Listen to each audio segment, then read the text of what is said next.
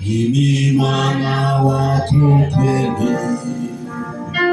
Baba, katika jina la Yesu Kristo, Mfalme, namweka Henry mkono mwako. Jumapili ya tarehe 15 ya mwezi wa 3 mwaka wa 2026 amefanya uamuzi mwenyewe ya kwamba Yesu ukayakomboa maisha yake. Baba, kuanzia leo Bwana ameshuhudia matendo makuu maishani mwake Bwana, na mfano mwingine vyangu vingine Bwana, yote ambayo walipoteza Bwana kwa mkono ya shetani, tunaomba ukamrejeshe katika jina la Yesu.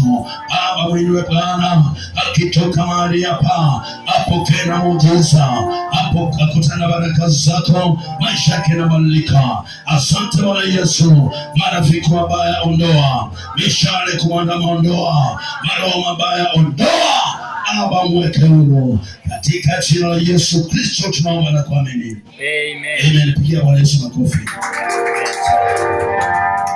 Piga mimi picha nzuri.